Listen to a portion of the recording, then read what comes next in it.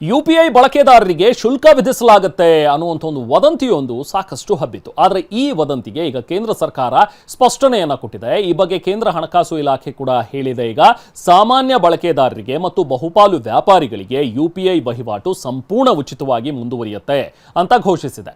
ಇತ್ತೀಚೆಗೆ ಪಾವತಿ ಮತ್ತು ಸೆಟಲ್ಮೆಂಟ್ ಸಿಸ್ಟಮ್ಸ್ ಕಾಯ್ದೆಗೆ ತಂದಿರುವಂತಹ ತಿದ್ದುಪಡಿ ಕೇವಲ ಯುಪಿಐನ ಭದ್ರತೆ ಮತ್ತು ತಾಂತ್ರಿಕ ಅಭಿವೃದ್ಧಿಗೆ ಪೂರಕವಾಗಿದೆಯೇ ಹೊರತು ಸಾಮಾನ್ಯ ಜನರ ಮೇಲೆ ಶುಲ್ಕ ವಿಧಿಸುವ ಉದ್ದೇಶ ಹೊಂದಿಲ್ಲ ಅಂತ ಸರ್ಕಾರ ಸ್ಪಷ್ಟಪಡಿಸಿದೆ.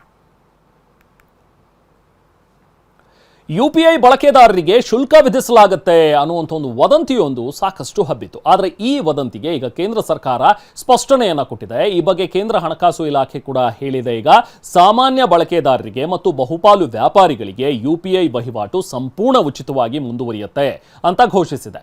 ಇತ್ತೀಚೆಗೆ ಪಾವತಿ ಮತ್ತು ಸೆಟಲ್ಮೆಂಟ್ ಸಿಸ್ಟಮ್ಸ್ ಕಾಯ್ದೆಗೆ ತಂದಿರುವಂತಹ ತಿದ್ದುಪಡಿ ಕೇವಲ ಯುಪಿಐನ ಭದ್ರತೆ ಮತ್ತು ತಾಂತ್ರಿಕ ಅಭಿವೃದ್ಧಿಗೆ ಪೂರಕವಾಗಿದೆಯೇ ಹೊರತು ಸಾಮಾನ್ಯ ಜನರ ಮೇಲೆ ಶುಲ್ಕ ವಿಧಿಸುವ ಉದ್ದೇಶ ಹೊಂದಿಲ್ಲ ಅಂತ ಸರ್ಕಾರ ಸ್ಪಷ್ಟಪಡಿಸಿದೆ.